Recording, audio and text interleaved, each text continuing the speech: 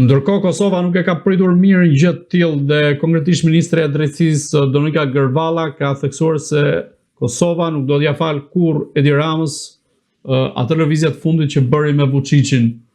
Në këtë rast, pse Kosova i hap dyert Edi Ramës dhe Albin Kurti, por edhe Vjosa Osmani nuk i tregojnë vendin publikisht, nisur nga qëndrimet që mban Edi Rama si kryeministri i Shqipërisë, që në një rast tjetër dhe shumë logjik do duhet të ishte krah Kosovës në të gjitha rastet.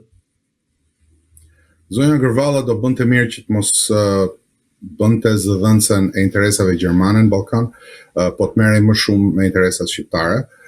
Në fakt, zonja Gërvalla ka qenë një zhgënjim i madh në rolin e saj si ministre e jashtme, por kjo është një çështje tjetër. Zonja Gërvalla do duhej që të kërkonte me forcë përpara të gjitha autoriteteve aty ku kanë ndikim, lirimin e gjithë komandantëve nga Haga dhe të mos kërkonte dënimin e tyre nga një gjykatë farsë.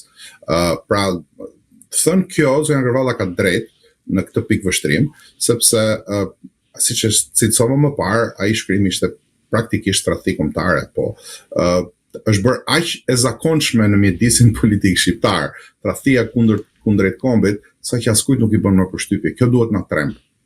Pra sigurisht që nuk ka koordinim me Kosovën, sigurisht që paria e Kosovës ka dhe ajo problemet e veta, njëri nga problemet më të mëdha është mungesa e bashkëpunimit mes tyre dhe futja e këtyre ndasive. Tani janë ndarë edhe midis shumicës, po e çojnë vendin në ca zgjedhje të tjera, cilat nuk janë të duhura, me thënë të vërtetën, është një farsë e madhe që po ndodhet edhe në Kosovë. Unë uroj që të mbyllet pa shumë dëme, se që ka bërë dëme asgjë nuk diskutohet, po të mbyllet pa shumë dëme, dhe të gjithë bëhen bashkë dhe të kërkojnë lirimin e menjëhershëm të atyre komandantëve që mbahen peng, nuk janë të burgosur, mbahen peng në Hag nga një pseudo drejtësi e drejtuar nga Beogradi, sepse vetëm drejtësi nuk është ajo, dhe çfarë do lloj problemesh apo gjunahesh që mund të kenë, cilat unë nuk i përjashtoj, çdo kush bën gabime në jetë, edhe komandantët nuk është që mund mos kenë bërë gabime. Ka gjykata në Kosovë, ka drejtësi Shqipëria, domethënë kanë drejtësi shqiptare, se jo Shqipëria, se ata janë pjesë e Kosovës, po ka institucione të cilat munden të merren me ta, dhe nuk besoj që krimet e tyre, të ashtu quajtur krimet e tyre, se s'kanë bërë krime ata, po të ashtu quajtur krimet e tyre nuk mund të gjykohen nga institucionet e Kosovës. Ajo që është reale, që është e vërtet, është që gjykimi në Hag është gjykim serb, ata duhet të ishin liruar prej shumë kohësh dhe shqiptarët duhet të kishin një organizëm bashkërendues, sigurisht duke përfshirë dhe komandantët, për t'u përgjigjur situatave që ndodhin nëpër botë sot. Ky duhet të jetë synimi i të gjithëve. Me këtë duhet merret zonja Gërvalla, nëse më lejon që t'i bëj një sugjerim, e të mos merret me gjëra të tjera, të mos merret dhe të bëj agjendën e shteteve tuaja në trojet shqiptare. Në këtë rast, Kosova çfarë do të duhet të bëj kundrejt Edi Ramës? Pra, çfarë qëndrimi do duhet mbaj vetë Albin Kurti dhe Vjosa Osmani? Albin Kurti dhe qeveria e tij kanë mbajtur një qëndrim të pranueshëm ndaj asaj që ka bërë Edi Rama, por sigurisht në çdo marrëdhënie që nuk ecën, të dyja palët kanë pjesën e tyre, nuk e dim brendësinë e problemeve që kanë, por të dyja palët kanë pjesën e tyre. Ajo që unë mendoj që nuk mund të jetë faja e Albin Kurtit është fakti që në Tiranë sot kemi një qeveri dhe një opozitë, të cilat të dyja bashkë punojnë kundër interesave të shqiptarëve dhe të cilët e kanë frikë Kosovën.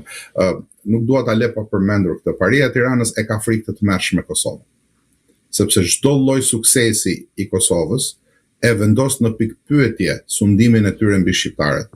Sundimi i tyre mbi shqiptarët është i bazuar në shqiptarizimin e trojeve tona, në çpopullimin e tyre dhe ripopullimin me njerëz të tjerë, të etnive të tjera, në mungesën e ndjenjës kombëtare dhe të etnisë, të vendosjes së etnisë në bazë të shtetit shqiptar. Ndërkohë që Shqipëria është i vetmi vend që na njihet si vendi i shqiptarëve dhe është i sunduar nga anti-shqiptar të përbetuar. Pra, në këtë pikë vështrim, ciladò qofshin problemet e brendshme në Kosovë, ka një dallim jashtëzakonisht shumë të madh të Kosovës nga Shqipëria. Dhe nëse Kosova ecën përpara dhe ka sukses, tregon rrugën përpara të gjithë shqiptarëve, sepse nëse Kosova bëhet një vend normal dhe po shpresojmë shumë shpejt njihet si një shtet, ndërton institucione të tjera, çfarë do ta pengonte një referendum për bashkimin e trojave shqiptare? Mirë, po një referendum për bashkimin e trojave shqiptare nuk e doj pikë pari Paria e Tiranës sepse rrezikon pozicionin e saj. Paria e Tiranës është kundër Kosovës. Nuk e do Kosovën, e mbështet sa për sy e faqe dhe në momentin e parë dalin karagjozër politik si ky kryeministri që kemi tani dhe bëjnë ato paçavure shkrime për të mbrojtur me nderën e vet. Është turp dhe tradhti kombëtare, po jemi mësuar tani më në Shqipëri që të kemi në krye të shtetit tradhtar. Zoti Roj, dhe i pyetja e fundit, a vëreni një përplasje mes Albin Kurtit dhe Vjosa Osmanit në Kosovë, nisur nga zhvillimet e fundit politike atje? Sigurisht që ka një përplasje, sigurisht që nuk është gjëja e duhur, sigurisht që në vend që të merren me pozicionet e veta politike, do duhet që të bashkëpunonin të gjithë.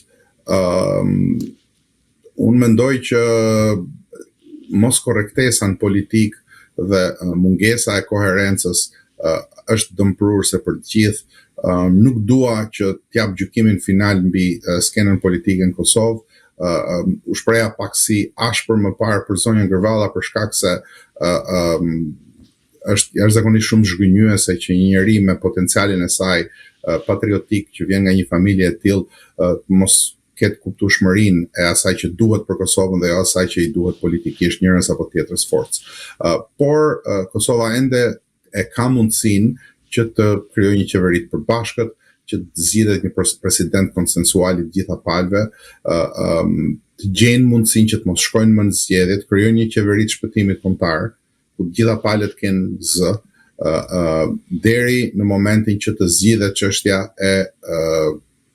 çështja e statusit me Serbinë dhe ajo që është klasa politike e Kosovës, të jetë gjitha bashkë në bisedimet e ardhshme që do të bëhet. Mos harrojmë, ka një problem shumë të madh që njerëzit nuk e diskutojnë.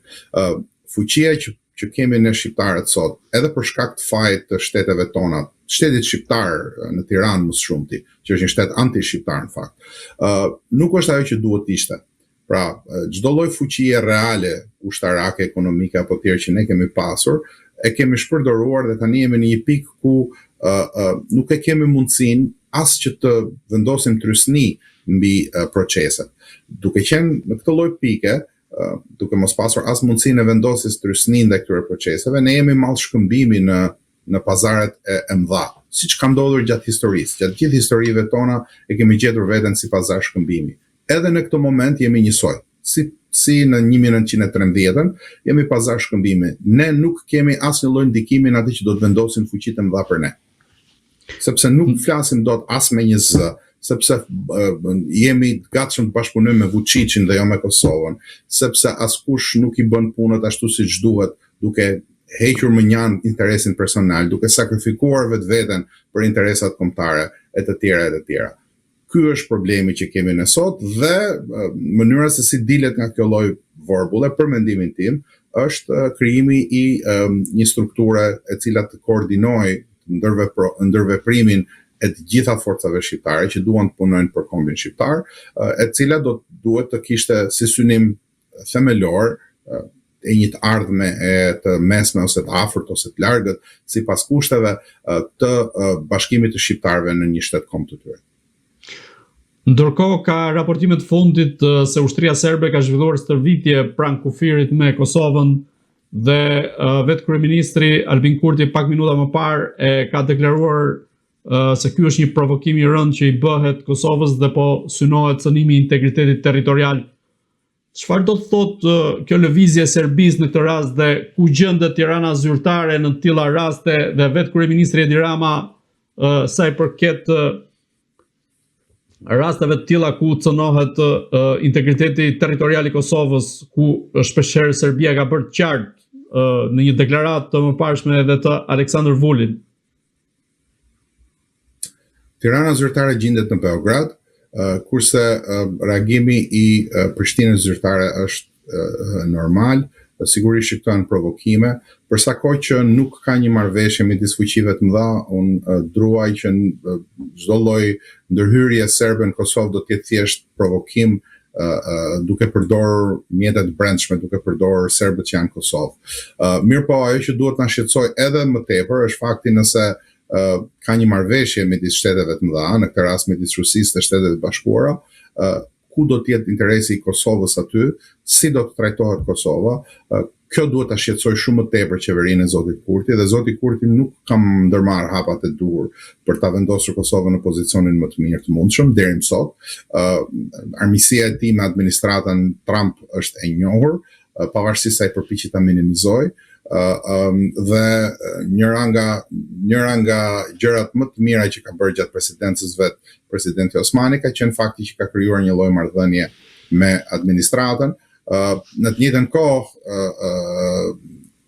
loja e brendshme politike në Kosovë ka shmangur atë tani më, ndaj dhe zgjidhja që kanë gjetur është bëjnë dhe një zgjedhje, që të shohin që të masin forcat ku janë secili, gjë që është dëmpruese për interesat tonë.